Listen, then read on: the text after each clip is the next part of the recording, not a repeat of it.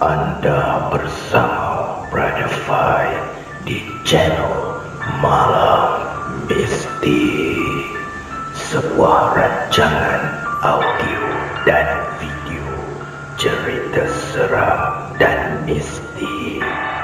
Semoga anda semua terhibur.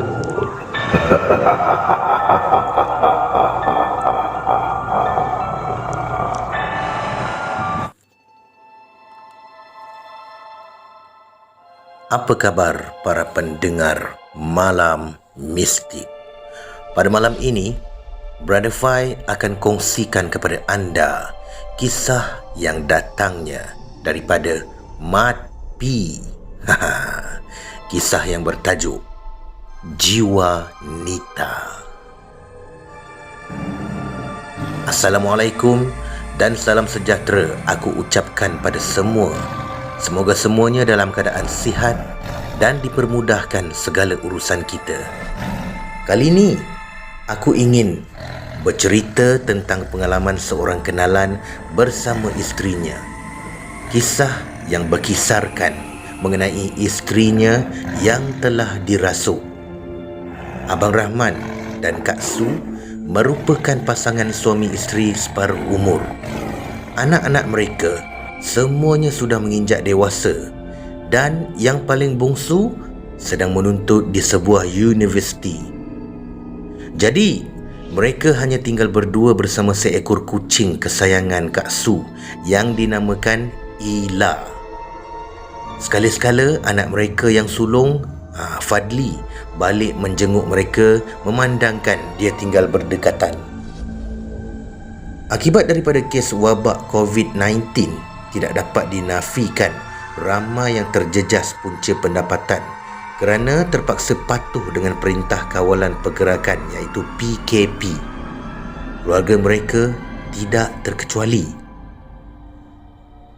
Pada orang tua mereka lah anak-anak Abang Rahman dan Kak Su meminjam wang bagi menampung sedikit sebanyak perbelanjaan keluarga mereka. Abang Rahman merupakan seorang pesara polis. Jadi, setiap bulan memang akan masuk ke dalam akaun duit pencennya lah. Maka sejak itu, kerap juga Abang Rahman membantu anak-anak mereka daripada segi kewangan. Dia faham dengan keadaan sekarang, masalah kewangan menjadi isu utama pada rakyat. Lagipun, mereka bukan orang lain, anak menantunya juga.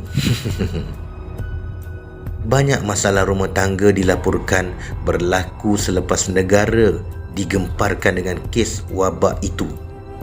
Akibat daripada sumber kewangan yang terjejas, menjuruskan kepada permasalahan seperti dera, penceraian dan tidak ketinggalan kes bunuh diri. Abang Rahman tidak mahu semua itu berlaku pada keluarganya. Lagipun, dia mampu untuk membantu. Selama ini, pembelanjaan mereka suami isteri dan membeli ikan selayang kegemaran Ila tidak pernah membuatkan dia terbeban. Lagipun sebelum itu, anak-anak mereka ada juga memberikan wang setiap bulan. Abang Rahman dan Kak Su telah menunaikan haji 3 tahun yang lepas. Jadi tidak perlu lagi dia memikirkan soal duit. Mereka hanya ingin melihat keluarga mereka bahagia di samping mendekatkan diri pada Yang Esa. Namun, sebagai seorang wanita, ada juga yang tersimpan di hati Kak Su untuk memenuhi kehendaknya. Namun, memandangkan anak-anak mereka lebih memerlukan, maka didahulukan keperluan anak-anak daripada kehendak hatinya. Sebelum ini, Kak Su pernah dihantui oleh saka harimau, peninggalan arwah ibunya. Ketika ibunya meninggal, dia ternampak seekor harimau sebesar lembu sedang menangis di bawah rumah, sedih akan pemergian tuannya. Ketika masih anak dara, selalu dia melihat ibunya menjamu saka tersebut. Pesan ibunya, jangan takut. Saka itulah yang menjaga kebun-kebun arwah ayahnya yang berekar-ekar dan menjaga keselamatan keluarga mereka. Setelah pemergian ibunya di usia seabad, Kak Su mula diganggu. Pintu rumahnya dicakar pada setiap malam. Pernah jiran-jiran mengadu terlihat akan kelibat saka tersebut. Mungkin ia marah kerana sudah lama tidak dijamu. Pada satu pagi, ketika bangun tidur, Kak Su dikejutkan dengan kesan cakaran di seluruh tubuhnya. Lalu, dia dan suami ke hulu ke hilir berubat bagi melepaskan diri daripada belenggu saka tersebut. Alhamdulillah, tidak lama kemudian Kak Su bebas. 6 bulan berlalu. Pihak kerajaan telah membenarkan rakyat merentas negeri dan juga masing-masing meneruskan pekerjaan. Keadaan mula kembali pulih dan anak-anak mereka sudah mulai bekerja. Satu hari, Abang Rahman dan Kak Su keluar ke bandar setelah sekian lama tidak keluar bersama, menjamu selera di luar di restoran kegemaran mereka setelah sekian lama tidak menjamah hidangan di sana. Wanita dengan emas memang tidak dapat dipisahkan. Dijadikan sebagai perhiasan bagi menaikkan lagi pesona seorang wanita. Kebetulan ketika itu harga emas murah. Jadi ramai yang berpusu-pusu menyerbu kedai-kedai emas. Setiap kali melintasi kedai emas, Kak Su mengajak suaminya singgah untuk melihat barangan kemas yang dipamerkan. Dari jauh, dia melihat kilauan warna emas di dalam cermin dan disinari cahaya lampu menambahkan lagi aura yang memanggil Kak Su supaya singgah. Namun, 1000 kali sayang, setelah terlepas beberapa kedai emas, Abang Rahman tetap melarangnya untuk singgah dengan alasan terlalu ramai orang. Sedangkan sekarang tu masih perlu untuk menjaga penjarakan sosial. Langsung tidak diindahkan oleh para pelanggan untuk patuhi arahan pihak berwajib itu. Masing-masing begitu gairah menyerbu lantaran harga emas murah. Kak Su menarik muka ketika suaminya mengajak untuk pulang.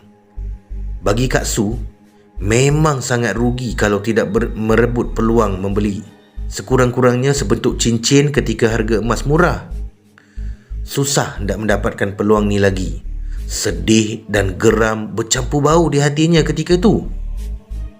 Oleh kerana rumah mereka jauh di pedalaman, perjalanan mereka menghampiri larut malam dan perlu melalui jalan kebun getah yang gelap dan sunyi. Tiba-tiba, tanpa disedari, ada sesuatu yang melintas lalu dilanggar oleh kereta mereka. Allahu Akbar! Bang! Jerit Kak Su pada suaminya. Kereta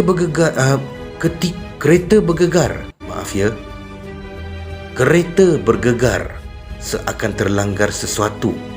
Abang Rahman perasan dengan tiba-tiba sesuatu melintas dan tidak sempat untuk menekan brek. Namun, dia tidak sempat mengecamnya. Abang Rahman bergegas keluar untuk memeriksa. Puas dia mengelilingi kawasan, tapi dia gagal menemui apa-apa pun. Tiada haiwan maupun manusia di situ.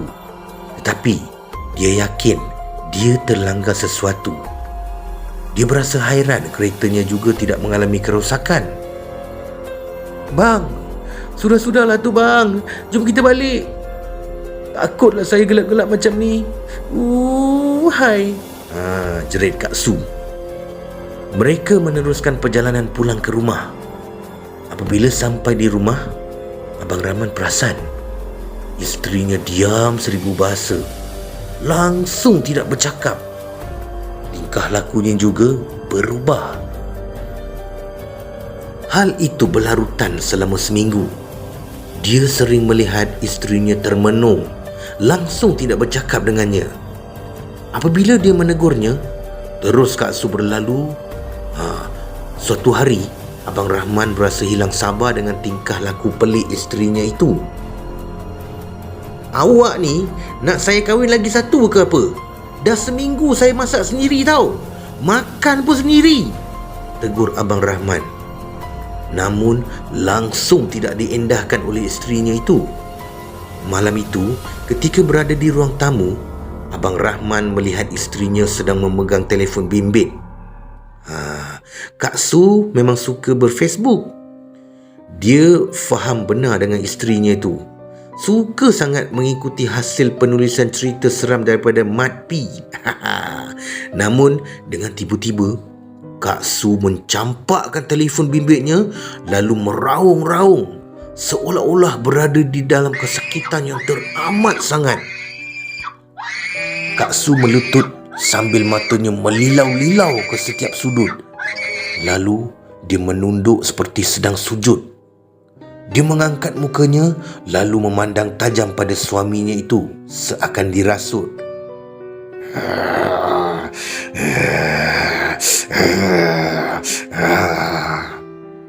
Kecut perut Abang Rahman dibuatnya. Kak Su menghampiri suaminya dalam keadaan merangkak lalu mengelilinginya. Perasaan takut mula menyelubungi Abang Rahman. Air liur mula meleleh keluar dari mulut Kak Su lalu menitik ke lantai. Tanpa membuang waktu, Abang Rahman melaungkan azan. "Diam! Diam! Diam aku cakap!" jerit Kak Su. "Ya Allah, kamu ni dah kenapa, Su?" soal Abang Rahman. Abang Rahman menangis melihat isterinya itu mengelupur di lantai.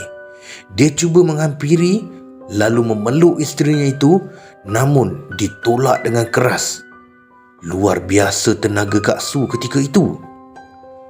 Akibat tolakan yang agak kuat, kepala Abang Rahman terhantuk ke dinding. Sakitnya bukan kepalang.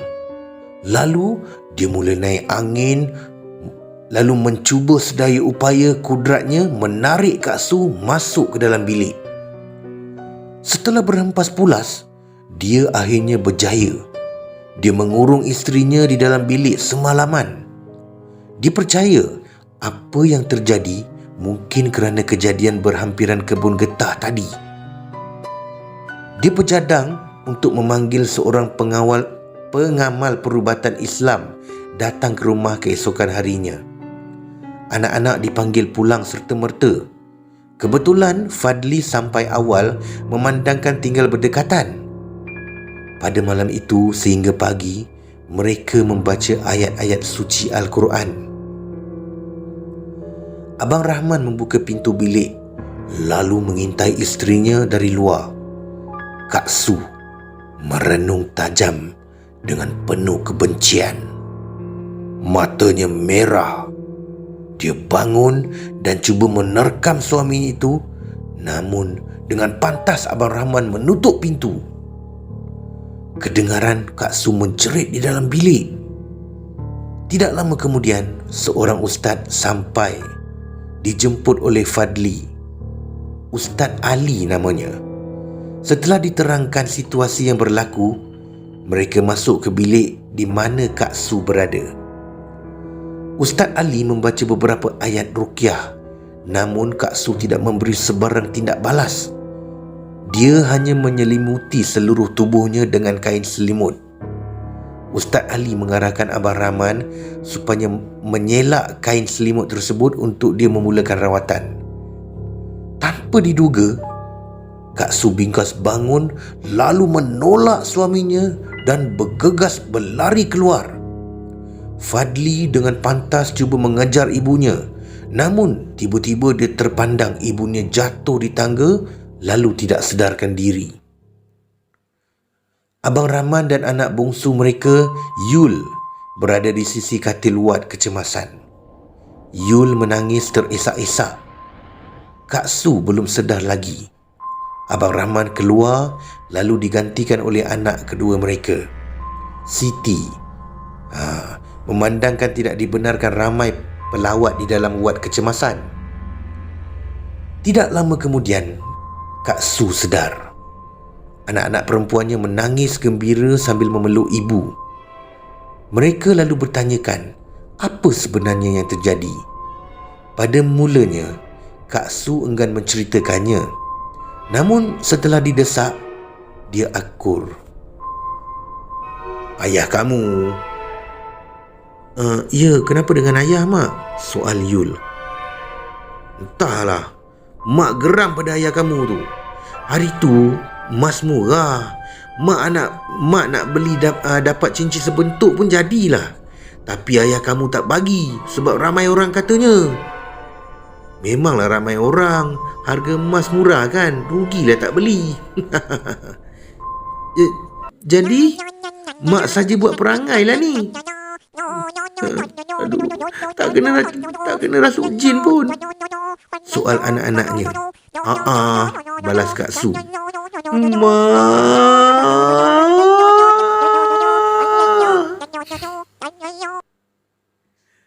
Sekian daripada Matpi. Terima kasih Brother Fai. Terima kasih kepada anda yang mendengar kisah ini. Peace, no war.